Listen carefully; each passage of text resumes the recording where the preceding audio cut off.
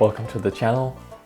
Once again, Annie Claxton and Johnny from Just Johnny Creation has set up a very good collaboration and a very good prompt also. This time the prompt is inspired by woods, forest and trees, and it's simply an amazing theme and very alluring theme, and as Annie Claxton has mentioned, a very broad scoped theme.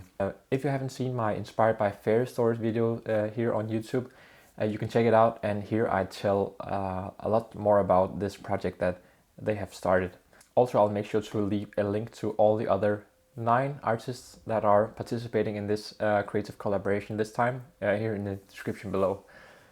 And also I should mention, if you're interested to create something yourself, you are completely free to do that. Please use the hashtag inspiredbyforestswoodsandtrees, and you can also see the correct hashtag in the description below here. In a bit I'll share my process of creating a work, and I'll reveal the piece, of course. But before I do that, I just want to tell you a bit about the background, just so you know the context and the inspiration for it. This time I was a bit under time pressure because I am creating a children's book at the moment.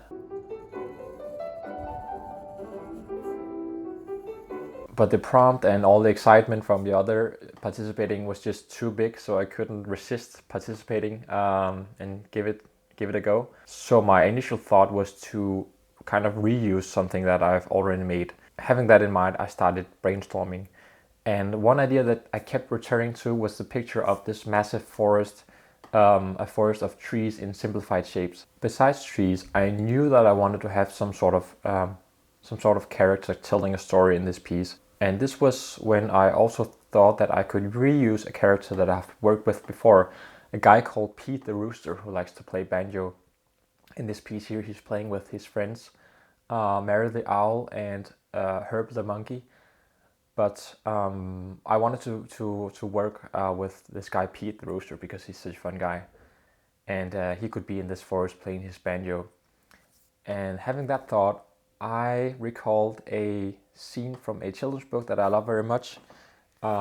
It's in this book here, Petsen and Findus. I don't know if you guys out there know it, but there was this particular scene in this book where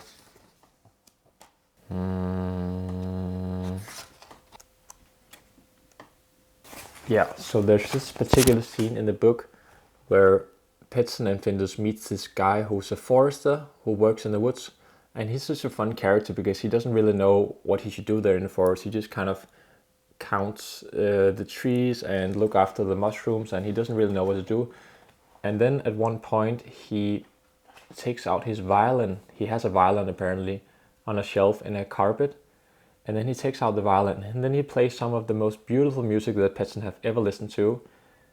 And he goes like, sometimes I just, touch the violin a bit and then play this music, but that's all there is to it.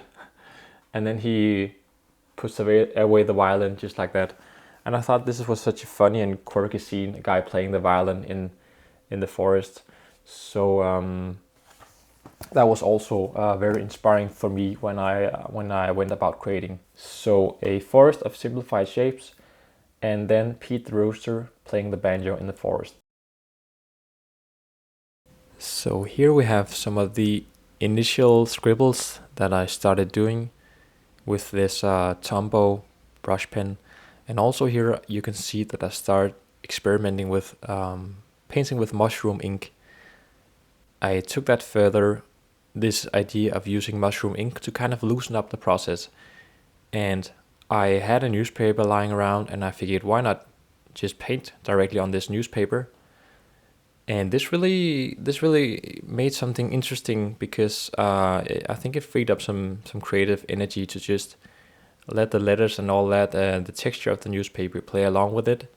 And I started working on these simplified tree shapes and really feeling no pressure, and just kind of became like a child again. I think this was really exciting. This is also in the process where some interesting patterns came up. Actually, this owl here came up. I don't know if you can tell here. I saw an owl kind of walking and maybe lurking at a character beneath him and maybe also tree. And I tried to use the Tombow pen to illustrate that further. You can see here. This would also have been a fun way to go. But I couldn't forget about Pete the Rooster, so I kept on working with the trees, kept on experimenting. I tried to paint on the colors pieces of the newspaper also. And later you will see that I ended up using some of the blue trees here, the blue color of the newspaper. Also, Pete the Rooster emerged in a new shape here. I did a loose sketch of him with the mushroom ink and then tried to do some details on him with the Tombow pen, also trying to figure out how I should eventually draw him. Then came something very meditative. I started out cutting out the tree shapes. Also, you can tell that I tried experimenting with tearing the newspaper.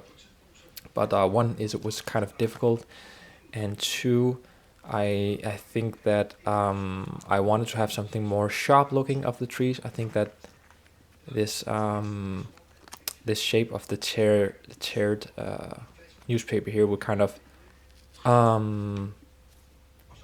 be a bit too confusing in terms of how it looks.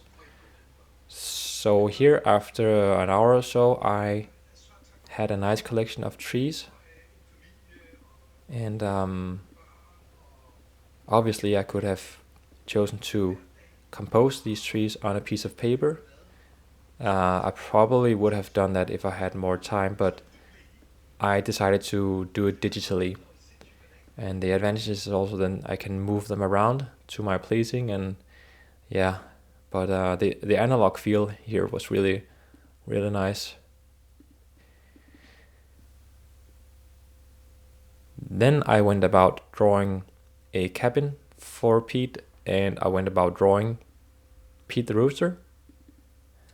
I came up with the design with him based on the mushroom ink sketch.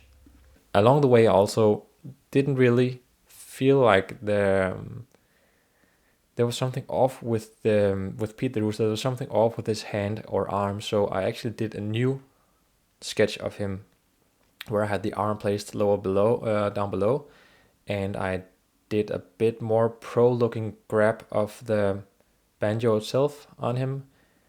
I made his little badge into a round one on his buttock there. And then, as you might tell, I actually forgot to draw in his tail, so that's a kind of funny little thing there. And once I had these all elements aligned, I started to go into Photoshop, and then I digitally composed the picture, cut out trees, and placed them inside of Photoshop. And it took a while to move the trees around. You can see here some bit of thinking here. There was one decision about a tree that I was kind of in doubt about, because this tree right here, should it be there or should it not? I think that in terms of composition, it could be there to kind of lead the eye around, because the eye kind of stops at this dark shape and moves around. So he's kind of like framed by these 4 green blue trees. I'm still not sure if it should be there or not, but I ended up having it there. The final change was that I made the house a bit bigger, and then I also moved Pete a bit back on his porch there, because his leg was kind of floating over the porch, so it had to be kind of settled on the porch itself. And that was it. This is the final piece. Pete the Rooster playing his banjo in the forest.